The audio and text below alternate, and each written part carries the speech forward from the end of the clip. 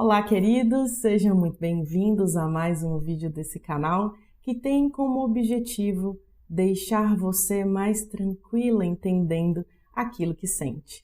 E além de lidar com as dores de alma, as tristezas e os desânimos da vida, na saúde mental a gente lida muito com dores físicas também. É muito comum pacientes que sofrem com quadros de ansiedade terem queixas de dores no corpo. E eu vou explicar para vocês hoje 5 tipos de dor muito comuns, de dores muito comuns em quadros de ansiedade. A última delas, uma das que mais causa sofrimento, das quais a gente mais conversa em consulta e que eu vou esclarecer para vocês hoje. Se você não está inscrito nesse canal, clica no botão vermelho, ativa o sino das notificações enquanto o Bruno vai rodar a vinheta. Bom, a primeira dor, ou o primeiro tipo de dor que a gente mais percebe, e que os pacientes mais se queixam em quadros ansiosos que têm relação com tanto quadros já diagnosticados de transtorno de ansiedade, quanto quadros de estresse, pessoas que estão passando por um período muito difícil, é a dor cérvico-braquial, também conhecida como síndrome da tensão cérvico-braquial ou popularmente a dor no pescoço. Essa dor eu já falei para vocês num vídeo que eu dei 7 dicas para melhora de ansiedade. Se você não viu, clica aqui no card depois para assistir. É uma dor aqui no pescoço muito incômoda que pode irradiar para a região dos ombros e até para os braços com um formigamento, que incomoda muito quem sente, porque a pessoa começa a formigar e começa a ficar incomodada achando que outra coisa está acontecendo. E vocês sabem que muitas pessoas que sofrem com transtorno de ansiedade têm uma hipervigilância dos sintomas. Ela percebe tudo o que acontece e ainda tem um pensamento catastrófico, um pensamento de piora. E aí você imagina um formigamento que pode irradiar para os braços, a pessoa já pensa que é AVC ou que está tendo um infarto se for mais concentrado em braço esquerdo.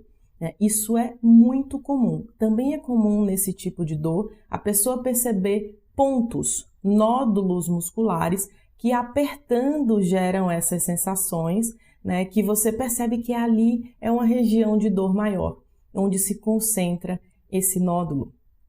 E aí, nessas situações, a pessoa também pode ter uma irradiação de dor para o meio das costas, para esse grupo muscular que fica na região central.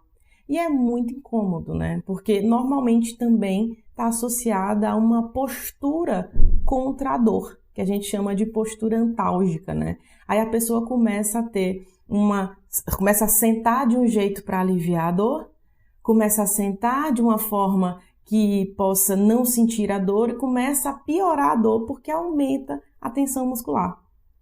E, consequentemente, ela vai ficando pior. Isso é importante porque tem relação com o estado de tensão. O estado de tensão, especialmente em quadros de ansiedade generalizada, que tem como uma das principais características a preocupação permanente.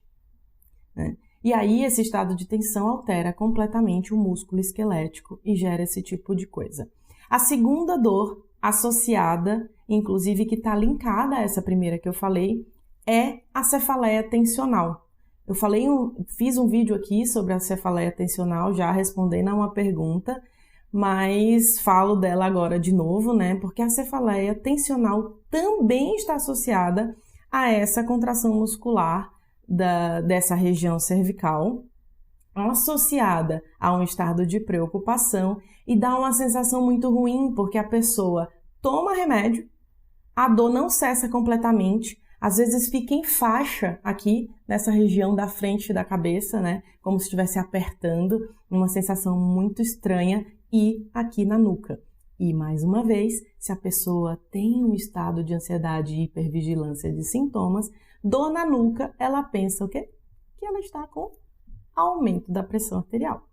Aí, como ela pensa que está com aumento da pressão arterial, ela fica mais preocupada com a pressão, aí ela vai medir a pressão. Aí é óbvio, a pressão está alta, Vai estar alta porque o estado de preocupação, ansiedade, aumenta a pressão. E algumas pessoas que têm medo de medir, aliás, é um dos vídeos que mais as pessoas comentam aqui no canal, é aquele vídeo, você tem medo de medir a pressão arterial, se não viu, também vê depois desse, né? As pessoas que têm medo aumentam a pressão aí, aumentam a tensão e, consequentemente, aumentam a dor. E aí ela vai aumentar tanto a dor de cabeça, quanto a dor no pescoço, a dor nos ombros, e aí tem um dia de péssima qualidade, né? Duas dores muito associadas a quadro de ansiedade.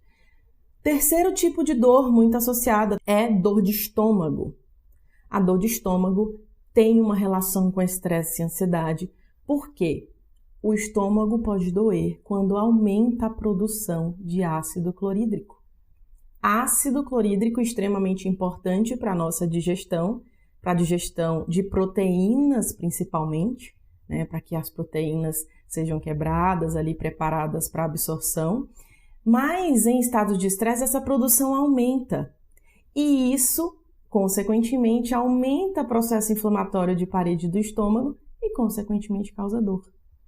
E aí você imagina para onde tudo isso leva, né? Porque se a pessoa está ansiosa, super estressada, ela aumenta a produção de ácido clorídrico, aí isso já tem muito tempo, consequentemente ela altera a digestão, aí ela altera a microbiota intestinal também, ela vai começar a alterar a absorção e, secundariamente, produção de neurotransmissores no trato gastrointestinal e os precursores da produção deles no cérebro. Quando eu falo para vocês que saúde mental é corpo inteiro e não do pescoço para cima, é por tudo isso. Porque tem uma relação com o corpo todo, né? Com todas as manifestações que a gente tem. Então, bem comum, dor de estômago também. A quarta dor tem muita relação com os pacientes de TAG, né? De transtorno de ansiedade generalizada que eu citei, que predominantemente tem um nível de preocupação acima do considerado razoável, né, para um determinado tipo de problema, né? São pessoas extremamente tensas, preocupadas, estão ali sempre pensando que algo pode dar errado, se preparando para um resultado que pode dar errado, né? Então, esse estado de tensão dessas pessoas pode gerar não somente a dor que eu falei no início, a número 1, como dor no corpo inteiro. Dor realmente no corpo inteiro. Porque o estado de tensão é do músculo esquelético. Quando você está falando de tensão, você está falando de contração, mesmo que ela seja sutil nos músculos. E quando você está falando disso, você está falando de alteração de drenagem de sangue. Você está falando de alteração de oxigenação, de produção de radicais livres e, consequentemente, de aumento de dor. Aí a pessoa pensa de cara, porque ela põe no Google, e ela pensa, dor no corpo inteiro, aparece lá o quê? Fibromialgia. Claro que é fibromialgia, eu tenho dor no meu corpo inteiro. E não necessariamente é fibromialgia, tá? Pode ser? Pode. A pessoa pode ter transtorno de ansiedade e fibromialgia? Pode. Pode ter só ansiedade e dor no corpo sem ser fibromialgia? Pode. E também ela pode ter um quadro de ansiedade posterior ao diagnóstico de fibromialgia, secundário à história de dor, porque quanto mais dor uma pessoa tem, mais ela produz dopamina e noradrenalina focada naquela dor. Consequentemente, ela vai ficar mais ansiosa. Mas o tratamento da fibro tem modulação de neurotransmissor? Tem, mas também tem uma preocupação com produção de energia de mitocôndria, né? Um resgate dessa saúde mitocondrial, produção de oxigênio, de nutrientes ali para a saúde celular. Mas uma coisa pode andar junto e pode ser separada da outra. Então é preciso que se exclua isso, para não ficar todo mundo que acha que tem dor no corpo inteiro é porque tem fibromialgia, tá bom? E o último tipo de dor, que é o quinto tipo, é uma das dores que mais causa sofrimento, que eu já falei aqui no vídeo que eu falei de palpitação e ansiedade, né, a batedeira no peito, eu expliquei sobre ela, que é a dor torácica. E por que é das que causa mais sofrimento? Porque uma pessoa que tem dor torácica, a primeira coisa que ela pensa é que ela está infartando, que ela com angina, né? E, obviamente, tem que se excluir causa cardíaca em dor no peito. Sempre. Mas o que acontece em quadros ansiosos? As pessoas fazem muitos e muitos exames mesmo que a possibilidade de doença cardíaca já tenha cessado, né? Já fez tudo que tinha que fazer, não é seu coração, não é isso, e a pessoa tende a fazer uma série de exames, né? Inclusive, esse é um dos motivos pelos quais os quadros ansiosos têm um alto gasto, né? Quando a gente vai pensar nas contas de saúde, nos estudos sobre isso, alto gasto no sistema de saúde por conta da quantidade de exames que fazem para confirmar diagnóstico, por dúvida, pela angústia, né, que o próprio paciente sente, pela preocupação de estar com uma coisa mais grave. Mas essa dor no peito, depois que se exclui causa cardíaca, precisa ser tratada a ansiedade, porque gera tensão, contração muscular, alteração inclusive de postura, e essas contrações, né, com essa subida de noradrenalina dos quadros ansiosos, faz com que isso aconteça.